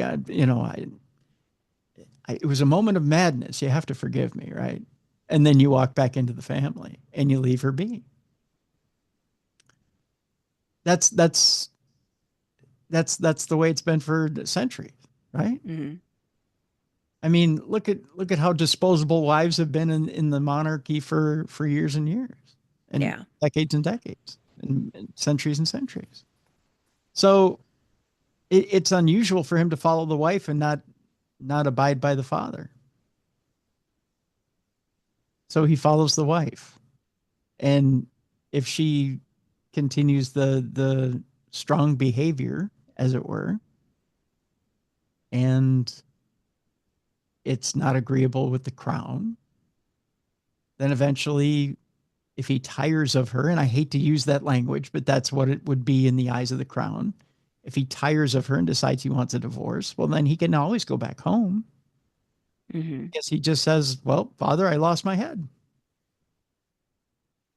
And he'll say, that's all right, son. As long as you come back with hat in hand, then you're welcome. And so it is. I don't think Charles is very forgiving right now.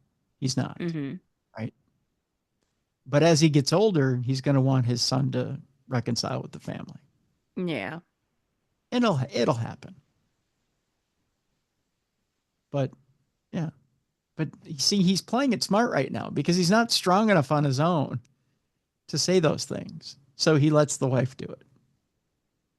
And he just stays silent. He's playing both sides.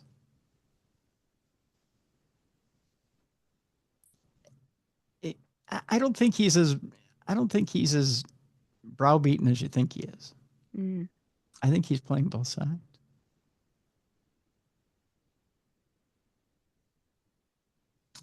So that's why I don't feel too sorry for him.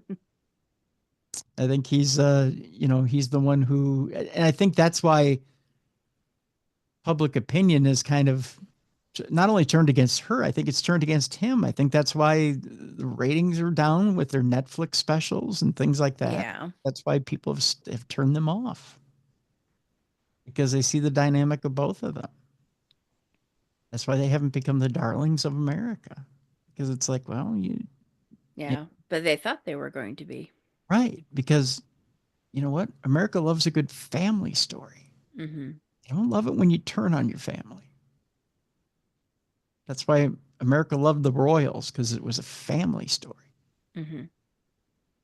But the minute you cast your family off and you thumb your nose at them, well, what's wrong with you? Mm-hmm. You know? Why should we watch you? You think you're better than your family? Oh, we don't really want to. Right. No, we don't have any interest in. So, let's move on, shall we? Yeah. Okay. This story may be in your neck of the woods, Mel. We're going to Detroit, where a Detroit priest is accused of flossing his teeth with a teen girl's hair and growling at her. A Detroit priest who also bills himself as an exorcist was charged in Illinois this week in connection with a November incident in which he allegedly flossed his teeth with the hair of a teenage girl. According to Fox 2 Detroit, Reverend Carlos Martins surrendered to police in Illinois and is facing with a misdemeanor battery charge that could land him in jail for up to 1 year. Martins was in Illinois in November while working as a traveling priest. While there, he allegedly approached the 13-year-old girl about her hair and asked her if she ever flossed her teeth with her own hair. Okay, He just sounds like a perv. Yeah, that's creep central right there. Martins then picked up some of her hair and placed it in his mouth and made a flossing motion. This is getting bizarre. A short time later, Martins sat in a pew behind the girl and began growling at her. The allegations were made by the 13-year-old victim and other witnesses who claim to have seen the incident happen. Martins currently lives and works at the Companions of Cross Church in Detroit. Are you familiar? No. Okay. Thank goodness. But representatives of the church have confirmed that he is unable to work with the public while the court case unfolds. Martins is also the star of the podcast The Exorcist Files and recently released a book under the same name. Maybe we can get him on the show. There you go. Ask him what part of the Bible flossing with a teen's hair is under. Yeah. Yeah. Not quite sure. No idea. Guy just sounds like a creep. Yeah, a little bit. Speaking of looking up chapters in the Bible, we found one that's not necessarily there because it was in a Vatican manuscript the entire time. A little bit of an archaeology breakthrough. A unique 1,500-year-old hidden Bible chapter was unearthed in a Vatican manuscript. Scientists have discovered a hidden chapter of the Bible dating back nearly 1,500 years. The remarkable finding, concealed beneath 3 layers of text, was revealed through ultraviolet photography, according to research published in the journal New Testament Studies. The newly uncovered text represents one of the earliest translations of the Gospels and provides fresh insight into the interpretation of New Testament's Matthew 12. The discovery is part of the Old Syriac version of the Bible, known as the Peshitta. It's got an I. It could be the Peshitta. Pashida, let's call the whole thing off. Right. And preserved today in just 4 manuscripts, both of which are plagued by gaps. There's a gap in your Pashida. I'm just saying. Researchers believe this fragment is the only surviving piece of the 4th manuscript in the set. The finding offers what scientists describe as a unique gateway into how the Gospels were copied, preserved, and spread across generations. The text reveals notable variations in how biblical information was translated across different versions. A clear example of translation differences can be seen in Matthew chapter 12, verse 1. The original Greek version states, "At that time, Jesus went through the grain fields on the Sabbath, and his disciples became hungry and began to pick the heads of grain and eat." Syriac translation adds more detail, describing how the disciples began to pick the heads of grain, rub them in their hands, and eat them. There you go. But, semantics, right? Experts have dated the manuscript to the first half of the 6th century through comparisons with other Syriac texts. I'll get that right. During this period, parchment paper was scarce in the region, leading scribes to reuse pages by erasing earlier biblical text, a practice known as palimpsest. That's what it is. Claudia Rapp, director of the Institute of Medieval Research at the Austrian Academy of Science, says this discovery proves how productive and important the interplay between modern digital technologies and basic research can be when dealing with medieval manuscripts. Prior to this discovery, only 2 manuscripts containing the old Syriac translation were known to exist. One at the British Library in London, another at the St. Catherine's Monastery on Mount Sinai. The Pashida, let's call the whole thing off, remains the oldest surviving Syriac translation of the Bible, with its Hebrew text translation dating to the 2nd century AD. Wow, that's an old text. The New Testament portion was translated from the Koine Greek in the early 5th century and continues to be used today in sermons, poetry, prayers, and hymns by churches in the Syriac tradition. Very interesting. Yeah, kind of neat. All right, we got a witch story and a witchcraft story for our next story. Villagers expel traditional healer over witchcraft allegations. I believe we are going to Africa for this one. Bear with me on this one, Mal. Residents of the Malenge village in the Katanda sub-county have banished a traditional healer, Burunji Sajabi, over allegations of practicing witchcraft, accusing him of disturbing the community with blood rituals and dark magic. The decision following an emergency village meeting chaired by Malenge village chairman Lawrence Mulawinda, attended by local leaders and security officers from Katanda. The meeting addressed growing concerns that Sajabi was using charms and engaging in occult practices. According to Mulindwa, there we go. Residents had repeatedly complained about mysterious blood being poured on roads. Which they linked to Sajabi's activities. He had arrived in the village in April last year, claiming to be the son of an elder named Speely, and stating that he had come to practice traditional medicine. However, his documents were later found to be forged, and he was initially expelled, only to return with the support of Katinda police. Suspicion deepened when Speely's biological son denied any relations to Sajabi, accusing him of impersonation to gain access to their father's land. Joseph Kamade, one of the sons, claimed that witchcraft-related incidents began 2 months after Sajabi's arrival.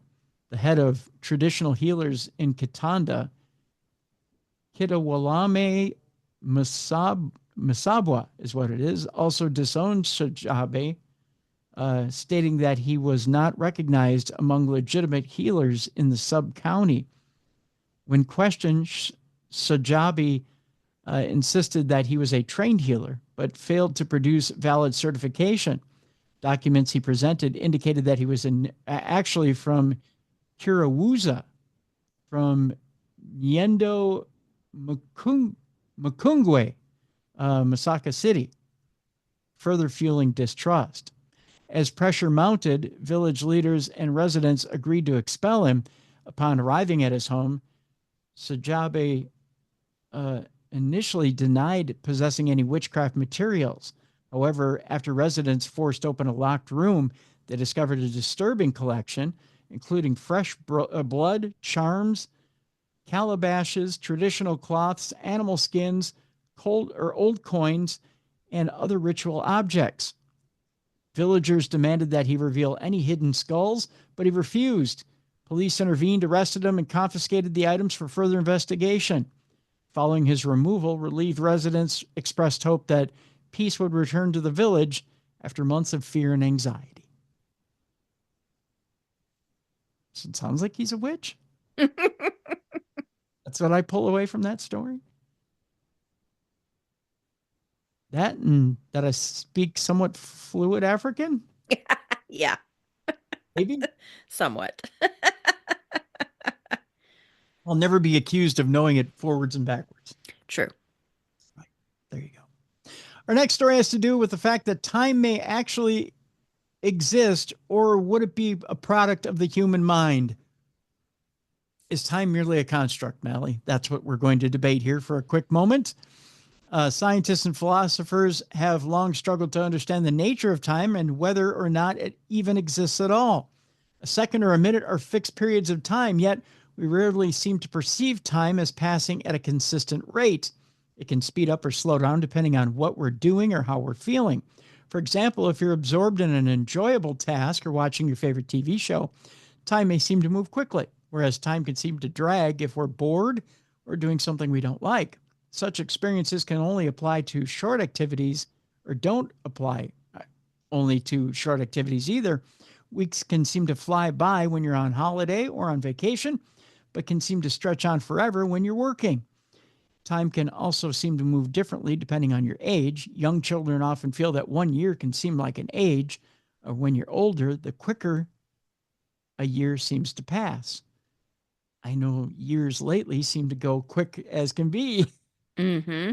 Yeah. In certain situations, such as when a person's in imminent danger, time can also seem to slow down to such an extent that it's possible to think things through in a way that would normally be impossible.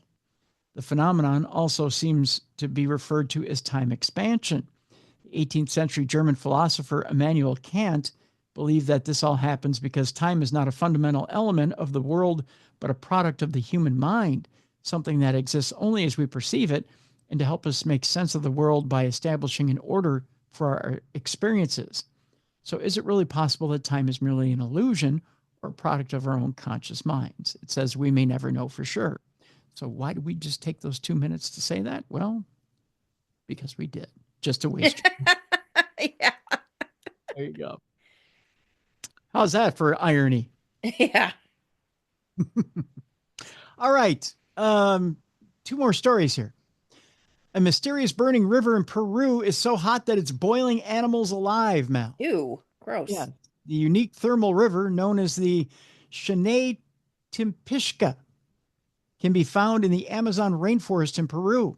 The idea of a river with water so hot that it can literally cook animals alive sounds like something out of a folk story, but as it turns out, such a river really does exist, and it's just as dangerous as it sounds.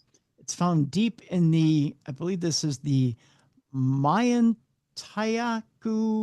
region of Peru. The river, the Shanay Timpishka, sees temperatures of up to 100 degrees Celsius, which is enough to boil the water and kill any animals that venture too close. For years, stories of the river, the name of which translates to boiled with the heat of the sun, were met with considerable skepticism from the scientific community. It wasn't until geoscientist and explorer Andres Russo ventured there himself back in 2011 that it was confirmed that the river was the real deal. It was a phenomenon found nowhere else on Earth. The hottest temperature I've measured, according to him, is 210 degrees Fahrenheit or 100 degrees Celsius in a river that flows. That's crazy. To put that into everyday terms, the average coffee that you drink is roughly 130 degrees Fahrenheit. Okay. Yeah. So much, much hotter. It's hard to physically imagine that much hot water that if you stick your hand in and you will see second or third degree burns in a matter of seconds. Think about that. You just stick your hand in a river and boom, second, third degree burns. Simply being near the river is enough to make your nose and lungs burn. Yeah. I've seen a number of animals fall in, everything from birds to reptiles, he said. Complex organisms like us, we don't do well at those high temperatures. We literally start to cook to the bone. Ew. Yeah. Despite there being no volcanoes anywhere nearby, the river's immense heat is thought to come from fault-fed hot springs, which heat up rainwater that collect in the surrounding rocks. Suffice to say, this one river you will definitely would not want to try swimming in. No. Not unless you want to become soup. That's for sure. All right. I promised you at the beginning of the program, I had a job for you. Especially one that would be kind of fun. Yeah. Yeah. If you're a paranormal investigator, that's for sure. Paranormal guides are wanted at a former prison. This is how we're going to end the program today. Joel Campbell is the owner of Shrewsbury Prison, and they're looking to fill an unusual vacancy, which is ghost tour guide. The former jail now operates as a tourist attraction and has previously been featured in TV dramas and celebrity reality show called Banged Up. I have a feeling this might be across the pond, Mallie. Yeah, because I've never heard of that show. You might have to move. The role will see people leading evening tours around the site, helping people investigate some of the paranormal activity there. Mr. Campbell said the prison was home to many spirits, including a young boy he believes from the Georgian times and a male prisoner that pulls women's hair. Yeah, you might not want to work there. I'm just saying. Yeah. You might not have any hair left. You might look like me. All said and done. He goes on to say, if you're scared of the dark, you're probably going to struggle a little bit with this job. One of the first spirits he says he saw was the shadow man who appeared in the prison's A wing. It was basically just a shadow of a former male prisoner around 6 feet who walks all the way along the back of the landings and just disappears into a cell, he said. It was one of those really weird things that I wasn't sure whether to be scared, excited, or relieved to see something. He added that the prison's C wing is the most haunted in the entire building. It doesn't matter who you are, how brave you are, whether you believe in ghosts or don't believe in ghosts. When it is 3 o'clock in the morning and it's pitch black and you're the only person here, you walk faster down the landing than you would during the day. As for people looking to fill the ghost tour guide vacancies, well, Mr. Campbell is looking for people with an interest in all things spooky. Obviously, as you would expect, they need to have a passion for the paranormal and they need not to be scared of the dark, he laughed. We'll have applications for you right at the end of the program here. You can go ahead and fill them out and send them in. Just saying. So I know you said over the pond, but like where over the pond? Does it say? Just Shrewsbury Prison. Okay. Yep. So now I got to Google. Now you got to Google. You got to Google and get a hold of Joel Campbell. Okay. Yep. He's who you talk to. Gotcha. But there's an opening. I can't do all the work for you, Mel. I know, but anyway. I was hoping it was within at least 100 miles. I don't think that one. No, I don't think Shrewsbury Prison is. Dang, you're a tease. Yeah. I mean, do you want me to do some quick Googling here for you while we sit here? No, you don't have to. I can do it later. It's in Shrewsbury, England. Okay, so it's okay. Yeah. Well, dang nabbit. Yeah. I mean, that's nowhere near Detroit. No. No, I can't put the mileage together for you, but Yeah. Well, maybe I can get a job at Eloise. it's not a daily drive. Yeah, no. You might have to pack a lunch. Yeah. It was open in 1793. Oh, that's cool. Yeah. It's quite the old prison. But I'm telling you, it'd be well worth it. Mm-hmm. Yeah. It's got some. I'll tell you from taking a look at the the pictures they have inside the prison. It looks pretty cool.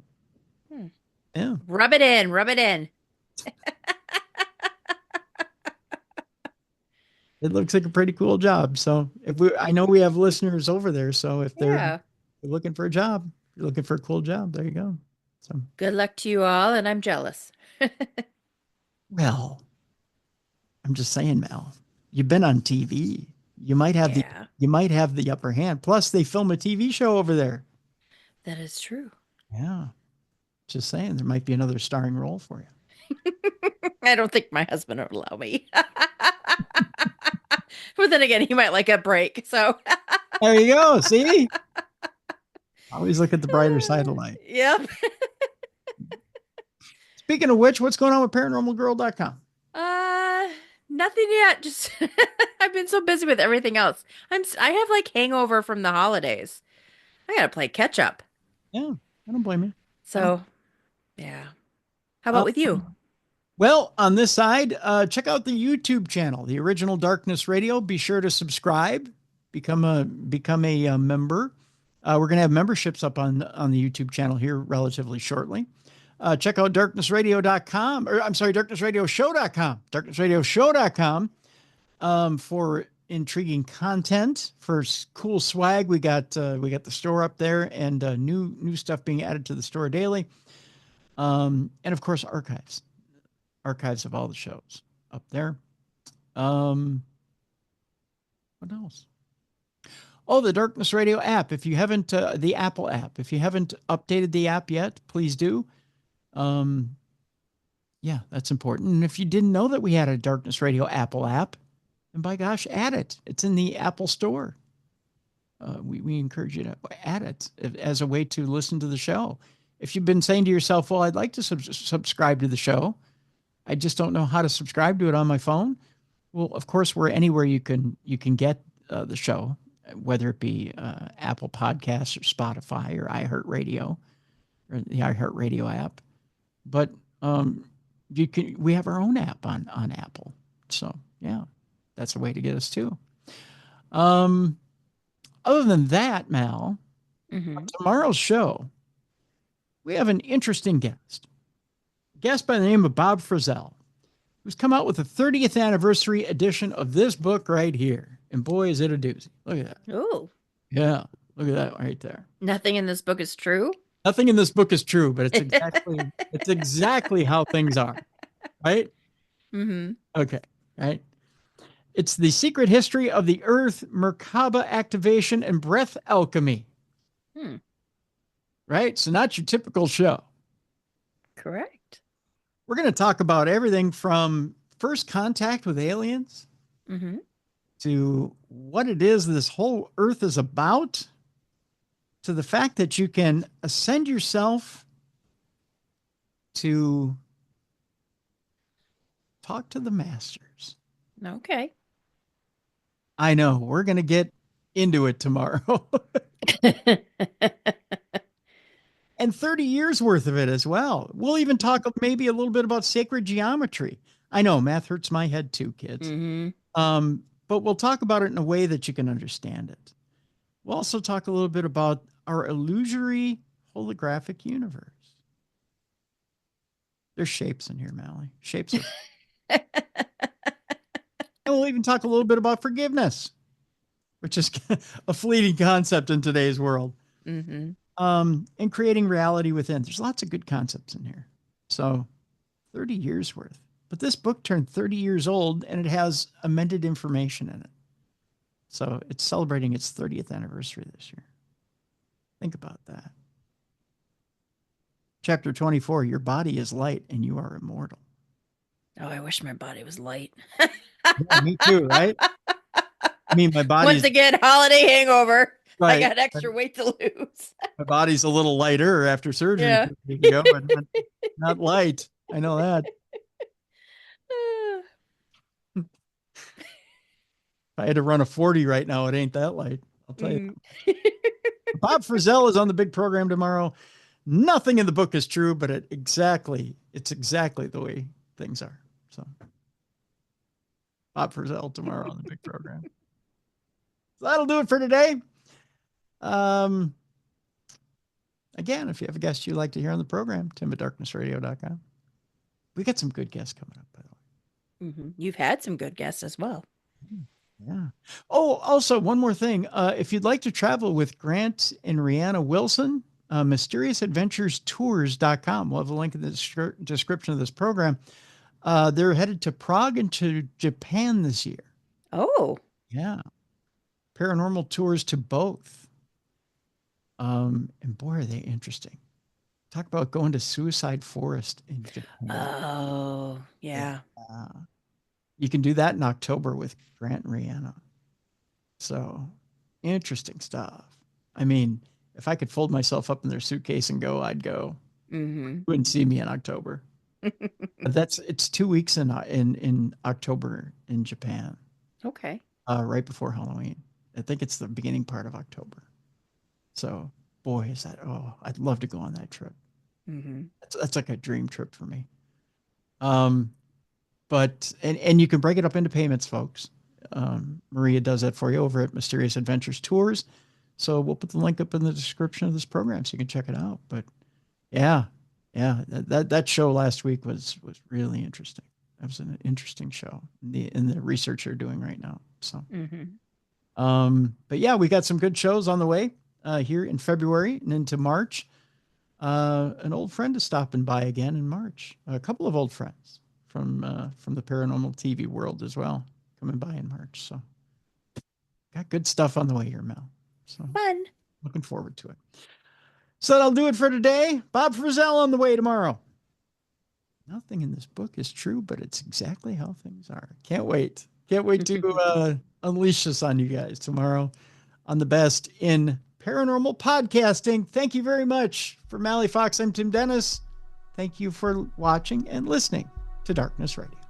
For more audio and video archives of the show, intriguing content, and cool swag, check out darknessradioshow.com. The executive producer of Darkness Radio is Troy Palmer. Join us tomorrow for the macabre, breath alchemy, and alien high strangeness with Bob Frizzell.